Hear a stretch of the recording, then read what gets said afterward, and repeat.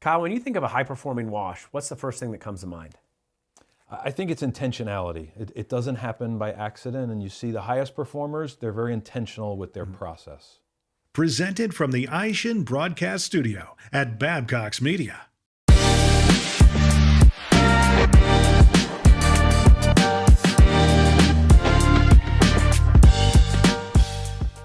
Welcome to the Professional Car Washing and Detailing's Executive Spotlight. I'm your host, Brian Ankney. Today, our guest is Kyle Doyle from Rinsed. Welcome, Kyle. Hey, thanks for having me, Brian. Yeah, I really appreciate you coming in today. We're going to talk a little bit about car washes. Sound good? Yeah, sounds good. So let's dive right in. I know you guys talk about the three pillars a lot. Yeah. Tell me about three pillars. So 3 pillars is really about systems. One of the things I've learned growing up in car washing is that the highest performers, the best operators that I know, it's not accidental, right? There are systems in place. I'll just give you a quick anecdote. When I was VP of Marketing and Customer Experience for a chain of car washes, we had about 40 when I left. You would visit places, right? And you see these great site managers. And you would be talking to a site manager. There was one, I still remember this moment. His name was Ivan. And I'm talking with Ivan outside. You know, it's a weekday morning. We're washing some cars. And we'd be talking about a topic. And all of a sudden he'd say, hang on a second. And out of the corner of his eye, hey, he would call out to some employee, hey, you got to watch this and do this. And we'd come back to talking. And we'd talk. And then all of a sudden, a few minutes later, out of the corner of his eye, hold on. And then he would address this employee or figure this out. There was so much intuition, there was so much knowledge that he had as a very experienced site manager that it's so hard to duplicate that. And so I see as the industry is growing, the real question is not how do I find more of that? Because we can't. We're scaling too fast. The question is, what are the systems to enable my people? What's the playbook to make sure that my people can perform at a high level because of the system, not because I got lucky in the hire. And so when I think about the 3 pillars, it really came from a place of what is the right system for sales enablement? How do you build a platform to really grow your sales in a consistent and scalable way? And so the 3 pillars were kind of me visiting a whole lot of car washing, talking to a lot of our customers, and really seeing what all the high performers had in common. And the 3 pillars that I really noticed across all of them were number 1, a consistent on-script presentation. So people were not winging it. Employees weren't left up to their own devices to figure it out, but there was a consistent script being given. Not perfect, but fairly consistent. Number 2 were site managers were coaching. They had some accountability to make sure that our frontline salespeople are actually doing what we've asked them to do. The new hires are learning it. The ones that have been with us for a while are not slipping into bad habits. And then the third was someone holding the site managers accountable for what I just described. And so somebody weekly, ideally, was holding some type of review to say, okay, let's look at our numbers for the last week. Here's where we were. Where do we want to be next week? What do we think is holding us back? And it could be 15 minutes. This is not rocket science. We just have to hold one another accountable. And so when you really look at the high performers, it was those 3 things happening consistently in those organizations. Interesting. So with the right consistent presentation, you could take somebody that is new to the industry and maybe not make them Ivan, but get them pretty darn close. Absolutely. And so you're gonna have your outliers where you get lucky and you have, and we would see this a lot where, well, I have Mary and she's unbelievable. I just need more Marys. You're not going to find more Marys. Or you will, but it's going to be 1 out of 10, 2 out of 10 hires. We have to build for the average person. We have to build a system that will rise the average conversion rate across all of our people. And that's really where we're going to see the biggest difference. What if I'm a car wash owner and I don't have an Ivan, so I don't have a great script? How do I go about creating this great, scripted presentation that I can do every time consistently? Yeah, again, this is not rocket science, but we do want to be thoughtful about it. And so for us, in our observations of these high-performing organizations, we've kind of modeled this script that has 4 buckets to it. So the first is a greeting, all right, a welcome, pretty basic. But making sure that we're doing that every time, because even though we say it's basic, you do go to a lot of car washes where you pull up and they're not saying welcome or hi or any of that. So a welcome. Number 2 would be the value proposition for the wash packages. This is the one where I see a lot of people struggle with. So typically, and I visit a lot of car washes, you will hear things like, do you know what you want? Do you want the top one, the middle one, or the bottom one? Do you want the $25 one, the $20 one, or the $18 one? But what consumers really need is some sentence about why they would buy it. So, for example, welcome in. Let me walk you through our menu. Our top wash has ceramic that will last longer and shine better than anything else we have. Our middle wash is going to have that tire shine. People love the way black, shiny tires look. This wash package is going to have the undercarriage, really keep you protected in these winter months. And our basic wash is still going to give you a good, clean car. That's just to show you an example of, instead of saying this one has these 10 things in it, what's the one-liner for each wash package? What's the value? Not what does it include, but what's the value proposition? What's the benefit for me as a consumer? It's going to last longer. All right, that's very easy to understand. I don't need to understand chemistry. I don't need to understand all these different things. It's going to last longer, and it's true. The ceramic will last longer. So coming up with those types of things is really the second part. I like encouraging organizations to workshop that. Hey, what's working for your salespeople? Let people suggest ideas for what the line should be for the top package. But once you do that, now you have a one-liner for each package. Number 3, and this is another one that we really see in the data drives higher conversion rates, but almost no one does it, and that's validate. So I've given you the greeting, I give you the one-liners, now you make your decision. All right, tell you what, give me the middle package. Now I say, great choice. You're going to love that. You did good there. If you think about the customer journey, the customer has quite a bit of anxiety in that moment. Our wash packages are not intuitive. This is something that's like, should I buy the top? Should I buy the middle? I don't know. The consumer's kind of feeling anxious in that moment. Mm-hmm. So once they make that decision, if we could set them at ease, you did good. You made a good decision. Have you ever gone to a restaurant where the waitress does that? Oh, yeah. Yeah, you're going to love that. You're going to love that. That's my favorite. Now, we all probably think like, is it really his or her favorite? But it just makes us feel, when we're overwhelmed by the menu, I could breathe now. And now I'm in a better position. My walls of defense are not up. I have not been banging the person over the head with, do you know about our membership? You know about our offer we're running right now? It'll work, that'll work, but we much prefer the improved customer experience that what I just described gives you, because that's going to apply to retail too. So if I welcome you, this is good. I walk you through the menu as a guide. Hey, that's good for retail or membership. You're feeling good. I validate you. You feel good about your choice and coming here today. And now the final one, number 4, is just make the offer. So, really think through what the offer is. Are you running an offer? But the fourth part is just, we have to make that offer to every single customer. Another thing that really is the difference between the high performers and the lower performers is that in the lower performers, frontline sales team will tend to, they'll get like 10 no's in a row, and then they just stop making the offer. Do you know what you want? Middle package, okay, have a nice day. But it's a numbers game, right? We have to kind of encourage our salespeople that a baseball player who bats 300 is doing really well.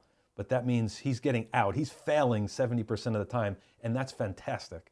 So if we want a conversion rate of, let's just call it 15% is very good, that means 85 out of every 100 are rejecting you, and that's fantastic. So it's encouraging them that that's okay, but when we have that system, it's going to protect us from that rejection fatigue that they're going to face, 10 no's in a row. But when we just say, hey, just go through these 4 buckets, this is our script, just run it through, we practice, that really is going to drive performance, just because we're going to not lose opportunities. It's going to be consistent. We're not going to fall down for half the day or for hours at a time where we're losing people. We're being consistent. And really, rejection fatigue is part of what we have to deal with. Because we're so high volume, because we're transactional, and we may see 1,500 cars in a day on a good day, that's a lot of no's. And it really wears on people, and so that they stop making the offer. But if we can make the script muscle memory, if it's no longer a one-off conversation between me and you, and it's more, next, okay, here's what I say, nope, next. When I go through that muscle memory, I'm kind of protecting myself from the rejection fatigue that invariably is going to happen, because I'm not thinking of it as yes or no. I'm thinking of repeat. I mean, I love that you said next, because that's something that every young salesperson needs to know. Like, you're going to get a lot of no's. Yeah. Just say next, Yeah. next, and every no gets you closer to the yes. Yeah, You know? and you learn that when we look at professional salespeople, they just know that, right? That's just part of the craft. The problem is we're dealing with hourly employees who are not professional salespeople. They have not read sales books. They didn't do Zig Ziglar cassettes when they were younger. Yeah. They don't have that. So we need something very repeatable and consistent, and that's what's going to help us onboard people faster. It's what's going to help us coach better, because, I mean, the second pillar is coaching, but even if you're going to coach, if you don't have that script, how am I coaching you? Be better. Yeah. Try I don't know, harder. maybe try this. Yeah. When we have a script, now coaching becomes much easier, because all we're doing is we're saying, site managers, just coach them back to the script. Just get them back to basics. And it kind of opens the door to that higher performance. Let's talk about coaching. I'd like to know kind of like what's the coaching look like? Is it you bring everybody in at once? Are they role playing with each other? Is it one-on-one? Is it all those things? Like, what do you recommend? Yeah. So again, what is the system for coaching? So it's not just about how to coach. We do want some training on that. Coaching is celebrating and correcting. It's both of those things. So we want them to understand that. You need to pat people on the back. Winter months are cold. Summer months might be hot. They're in tough situations. So commendation is really important to coaching. But then correcting them back to the script. Again, this kind of simplifies it, because let's face it, our site managers are not professional sales coaches. We want to make that interaction consistent and repeatable for them. And so that's kind of the how-to, but now the cadence, the frequency of coaching. What we encourage is in SalesPath, we have a tool that we call weekly guided coaching. And so once a week, the site manager is going to launch this tool. It's going to give them each salesperson's data for the past 7 days, and then a chat box to send them a message. They send them that message, and then it cycles down to the next one. And then they go through, let's say it's 6, 7 salespeople. Now they're done for the week, and we know they've sent out coaching messages, and then regional managers and district managers can kind of check on that, behavior. Make sure it took place. Make sure it took place. So now it's trackable. That's kind of important. And it's repeatable. It's go to this tool, press the button. It's not go outside, listen, because with SalesPath, we're recording every presentation. So in that view for the site manager, they also can listen to just a whole bunch of presentations from that particular salesperson. Okay, I'm going to encourage them to work on the value proposition for the menu, because I noticed they're often saying, what do you want? Yeah. What do you want is going to kill our conversion rate. So it gives them kind of a clear path to coaching. Now, we also want to be able to curate those audio files. So we want to say, hey, Mary slipped into a bad pattern here, 10 cars in a row. Listen to a sample of that. You might want to go, coach her up. And so the one-on-one is important too. We don't want to dismiss that. We want the one-on-one. We encourage site managers to, hey, if you want to model this behavior, you give the presentation and let the salesperson coach you afterwards. That's really the bet. If you can do that, there's nothing better than that. It's creating this kind of like, hey, we all do it. There's no right, wrong here. We just want to put effort into giving the script. And so it gives them a chance to kind of see how the other side of coaching looks like. And then they're more receptive to receiving it. But one-on-ones are important, but you do need a system, some way to track, something to kind of make sure this is happening on a weekly basis. Yeah. Well, now you also mentioned keeping the site, keeping everybody accountable. Right. And I mean that's a hard part. Yes. Talk to me a little bit about that. Yeah. So we have the presentations. We want to give consistent presentations, and we're recording those or running them through AI to see if we're sticking to our script and our presentation. Then we have the site managers coaching, but now we need to make sure, all right, somebody needs to hold the site managers accountable. So we typically see it at a mid-market or an enterprise multi-unit group. They're going to have a regional manager, district manager, depending on what they call that. A lot of times they have somewhere between 6 to 10 locations that they're managing. So they would see a view of how each site manager is doing, not with just with their numbers. The numbers are important, but we also have a leaderboard on the coaching. So let me see my 8 managers, let's call it. Let me see how many audio files each one is listening to and how many coaching messages they've sent out this week. That gives us now a tool where area managers can say, okay, let's run our weekly meeting. And this can piggyback on, it could be 10 minutes, 15 minutes on another meeting, or it can just be its own Zoom meeting. But hey, let's look through our numbers for the last week. For my 8 stores, how'd everybody do? We want to break the ice a little bit. We want to kind of model coaching, so celebrating and correcting. What are we going to celebrate? What are we going to correct? And then let's look at our numbers. But the main thing we want to focus on, the input to performance here, is coaching. It's great to record audio, and we love to see other suppliers now starting to get into the recording audio, but that's just the start of it. What we really need, it's only valuable if we start to act on it, if we coach on it. But then we need the coaching systems, we need the best practices in that. So for that area manager, we really want them monitoring how much coaching is being done. Don't focus so much about the performers, focus on the coaching, because that's the input, whereas the conversion rate is going to be the output. Yeah, I mean that makes sense. I mean, because the coaching makes it repeatable. You talked about if Mary's great, we can't find 10 more Marys. Yeah. So when Brian and Kyle show up, we got to have a process to make Brian and Kyle able to perform at Mary's level. Exactly. And for that new hire, you think about it from the employee experience standpoint, if they're just thrown into this role, hey, here's the script, go figure this out. We're not really preparing them for success. But if we say, hey, look, here's the script, here's how the coaching is going to work. Once a week, you're going to be receiving this coaching message, kind of a weekly report card from your site manager. They might also be sending you one-off messages that you're going to see on your Sales Path tablet. Here's what success looks like. Here's what failure looks like. It gives them a very tangible path to success as an employee. And as a frontline employee, that's really what they want. They want clarity. What do you expect from me? How am I going to get there? And really, if you think about it, that's what accountability really means. Accountability is, it's very clear what the outcome we want is. The path to get to that outcome, I've made clear to you, and we've talked through that. I've also made clear what success is going to look like.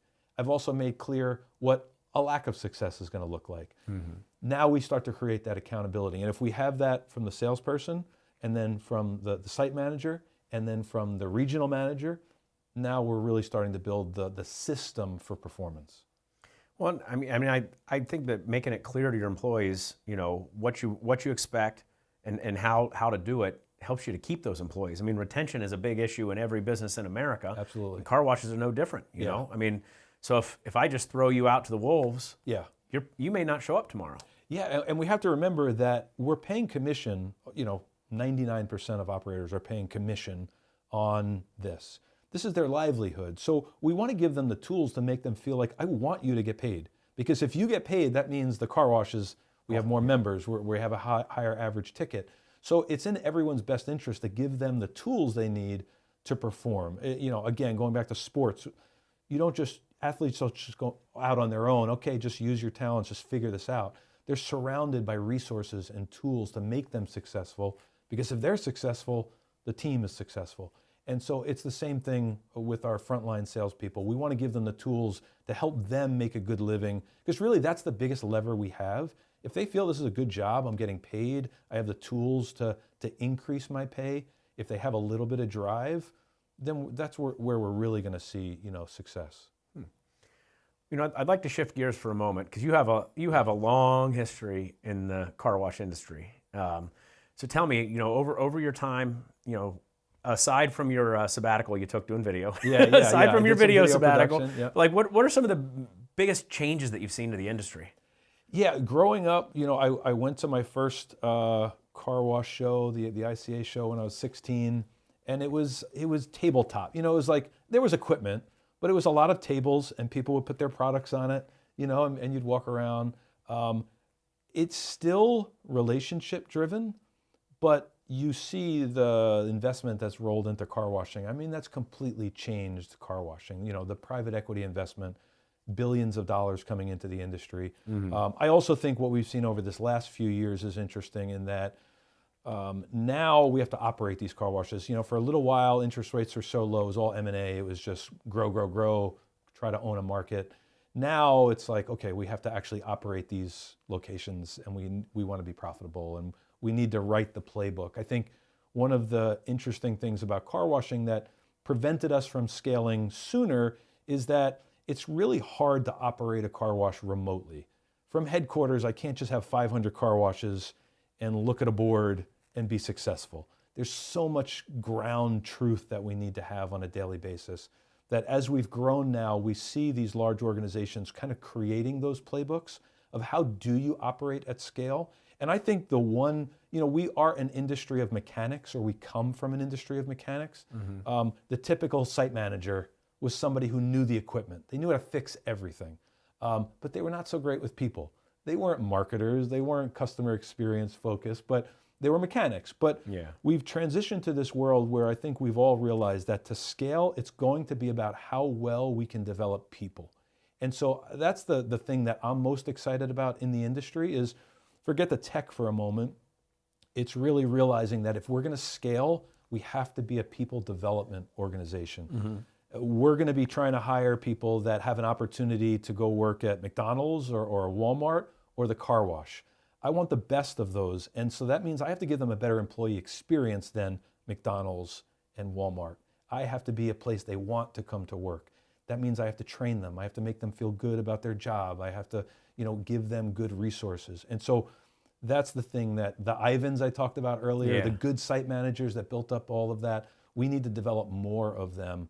And that's the limiting factor I think we've had over the years of we just can't have these great site managers fast enough. And so it limits how many stores we can open. But as we get into the people development business and car washing becomes a more desired place to work for these frontline workers, I think that's really where the big unlock comes from. Well, let's talk about washes that have a lot of memberships. What changes when a wash ends up having a whole heck of a lot of memberships? Yeah. So I think fundamentally nothing. People say, well, I'm getting close to 85% of my traffic is membership. Conversion rate is conversion rate, which means that if I see 100 cars and I want, let's just say 15%, I want 15 out of every 100 to become a member. But even if I have all of this membership activity, we know that our churn is higher than most industries, where most people are turning over all of their members in the course of a year. And so I need to replace those members regularly. And so just through natural attrition. And so even if I'm not washing 100 cars, I'm only washing 20 cars. I need to make sure I'm still converting at 15%. As long as I can do that, I know people get scared about, well, my retail traffic is dropping. But if you really take a step back and look at the P&Ls of the really successful car washes, it's ones with really high member counts. They're never, even though that retail kind of drops for them, they're still going to be successful as long as they focus on those fundamentals, give a good customer experience. The detail area is a really important part in my mind of making sure that people are feeling good about their purchase. Focus on sales, don't miss opportunities. Even if you have really high member counts and most of your car count is coming from that, you're still going to be okay. And you see that even in smaller places that don't have all the vacuum stalls. Some people, I think, worry too much about, I'm not on 3 acres, I don't have 50 vacuum stalls, I only have 10. I don't want my member count to get too high. I haven't seen it happen. Yes, customers will say, hey, I bought this membership and now it's Saturday, I can't use it. But I have not seen large attrition because of that. I think you're still trying to put your foot on the gas, don't miss opportunities, get that member count as high as you can, not at the cost of the retail experience, but continue to focus on sales and customer experience, and you're going to be fine. Well, Kyle, is there anything more you'd like to share with our audience today? No, I love the conversation. I just love where the industry is at. I love this kind of what's happening with the private equity groups, these large chains, not just private equity, but even some of the old school operators that are continuing to focus on systems. How do we enable people? How do we give people the tools so that they can really be the source of what really is going to make us successful? Great. Well, I really appreciate you coming in today. Thank you, Brian. Appreciate it. And thank you for taking the time to join us for this Professional Car Washing and Detailing's Executive Spotlight. I'm your host, Brian Ankney. Today our guest has been Kyle Doyle from Rinsed. We hope to see you again on a future episode.